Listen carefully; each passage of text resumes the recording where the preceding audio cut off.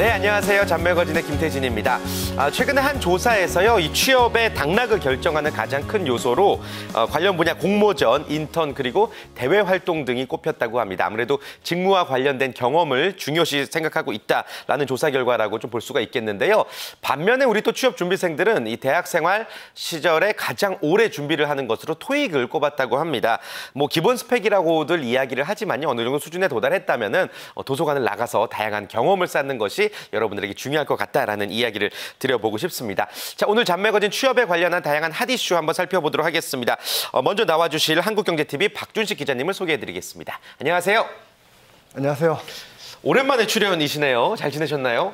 네, 그렇습니다. 사실 대기업 공채 이제 어느 정도 서류 전형 마무리되고 이제 마무리 관계에 있다 보니까 큰 뉴스들이 없었는데 어제 또 상당히 의미 있는 행사가 열려가지고 그 소식 전할까 해서 오늘 나왔습니다. 네, 환영합니다. 오늘 어떤 소식을 또 여러분께 전해주실지 어제 있었던 따끈따끈한 소식입니다. 바로 전해주실까요? 네, 지금 뭐 대기업 공채 얘기했지만은 일자리를 찾기 위해서 구직자들 계속해서 부단한 노력을 펼치고 있습니다. 근데 이런 노력들이 단순히 구직자들만의 몫이 아니고 지금 우리가 살고 있는 구청, 시청 그 지역에서도 상당히 많은 노력들을 펼치고 있습니다.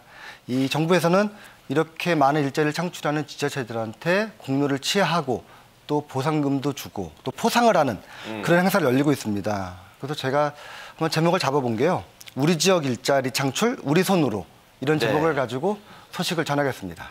이제 지자체도 일자리 창출을 위해서 열심히 노력 중이다라는 것을 알 수가 있는데 일단 우리 지역 일자리 창출 우리 손으로 굉장히 따뜻하게 와닿습니다. 어떤 행사인지 설명을 조금 더 자세하게 부탁드릴게요. 예, 공식 명칭을 말씀을 드리면은 전국 지방자치단체 일자리 경진대회입니다. 그 아시는 분들은 아시겠지만은 이 지자체들은 지역 일자리 목표 공시제라는 거를 발표하고 있습니다. 내가 내년에 우리 지역에서 어느 정도의 일자리를 만들겠다라고 이제 공시를 하고 거기에 얼마나 목표를 달성했는지 이제 평가를 받게 되는데요. 그 평가를 근거로 해서 일자리 창출을 많이 한 지자체들을 정부에서 이제 포상을 하는 이제 그런 제도입니다. 그렇군요. 일단 지역에서는 우선 그 지역의 특성에 맞는 일자리들을 이제 만들고 있을 텐데 좀 예를 들어서 설명을 해주실까요? 지역 일자리 창출이라는 부분들이 일반인들 입장에서는 잘 쉽게 이해가 안 될 텐데요. 광주 서구청의 얘기를 한번 해보겠습니다. 이 광주 서구청은 이 지역 인근에 있는 목포대학교하고 손을 잡아서 이 찰스라는 로봇을 만들었습니다. 이 찰스라는 이름은 보통 철수라고도 부르긴 하는데 미국식으로 그냥 찰스라고 부른다고 하더라고요. 이 로봇을 통해서 일자리를 창출하겠다. 그리고 실제로 일자리를 지금 만들어내고 있는데 아마 여기까지 들어도 아마 무슨 소식인지 잘 모를 겁니다. 이 로봇을 개발했던 목포대학교의 유영재 교수한테 직접 설명을 들어왔습니다. 로봇을 가지고 공연을 하는 것은 현재까지 존재하지 않는 새로운 산업 분야인데요. 이거를 저희들이 시작하려고 합니다. 이런 새로운 분야를 젊은 대학생들이 그리고 갓 졸업한 대학생들이 만들어가면은 새로운 일자리를 만들 수 있는 거죠.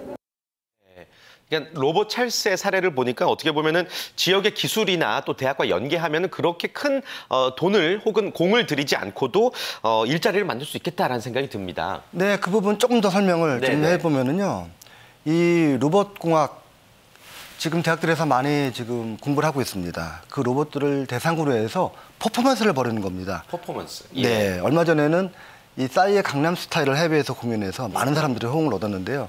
그런 로봇들이 이제 춤을 추고 노래하고 이제 하는 퍼포먼스와 학생들이, 그러니까 어린 학생들이 로봇을 만드는 그런 과정들을 이제 같이 겸용을 해가지고 이제 여러 가지 이제 부대 행사를 만들어서 볼거리도 만들어주고 즐길 거리를 만들겠다. 거기서 통해서 수익도 창출하고 일자리를 만들겠다라는 게 광주 서구청의 로봇 찰스의 이제 사례가 되고요. 결국 지역에서 가장 잘하고 지역에서 가장 익숙한 산업과 그런 연계해서 할 수 있는 일자리를 만드는 게 지금 지자체들이 벌이고 있는 지역 일자리 창출의 대표적인 사례라고 그렇게 설명할 수가 있겠습니다. 그렇군요. 그리고 또 하나가 있는데요. 지역에서 가장 또 친근한 이 사업 중에 하나가 바로 사회적 기업입니다. 사회적 기업. 사실 사회적 기업은 뭐 지역마다 다 있고 그리고 또 사회 취약계층도 도울 수 있는 여러모로 유용한 사업이다라는 생각이 드는데 관련해서 어떻게 또 일자리를 창출할 수 있는 거죠? 사회적 기업은 사회 취약계층은 물론이고요. 이 경력단절 여성이라든지 고령자가 진출하기에 가장 최적화된 사업 모델이라고 합니다. 그래서 고용노동부나 아니면 정부에서는 이 사회적 기업 지원을 위해서 상당히 노력을 펼치고 있는데 지금 하고 있는 노력보다 더 많이 또 예산도 투입하고 더 많은 정책적인 배려를 하겠다는 게 이 고용노동부의 설명인데요. 이 부분에 대해서는 고영선 고용노동부 차관한테 직접 설명을 들어왔습니다. 사회적 기업은 지역 곳곳에서 지역 취약계층을 위한 든든한 울타리가 되고 있습니다. 현재 1,423개 수준인 인증 사회적 기업 규모를 2017년까지 3,000개로 2배 이상 늘려나갈 예정입니다. 네, 그러니까 쉽게 말해서 지역이 주도하고 정부가 지원하는 이런 사업들입니다. 일자리 마련 사업들을 볼 때마다 참 든든한 마음이 생기는데 또 하나 이제 또 힘을 보태야 될 곳이 바로 기업이겠죠? 네, 그렇습니다. 정부에서 재정을 투입해서 일자리 만드는 데는 물론 효과는 있지만 한계가 있습니다. 대규모 일자리 창출은 당연히 기업들의 몫인 것은 사실입니다. 하지만은 우리 동네, 우리 지역에서 쉽게 찾을 수 있고 또 젊은 청년들이 의욕을 가지고 도전할 수 있는 일자리를 만드는 거는 결국 또 지자체의 역할이 아닌가 싶고요. 특히 이 지역에 있는 젊은 인재들이 톡톡 튀는 아이디어를 가지고 새로운 사업에 도전할 수 있는 기회를 지자체들이 더 많이 만들기를 기대해 봅니다. 네, 정부와 또 기업의 많은 노력이 필요할 것 같습니다. 우리 한국경제TV 박주식 기자님 앞으로 종종 나와주시고요. 오늘 좋은 소식 고맙습니다. 네, 고맙습니다. 감사합니다.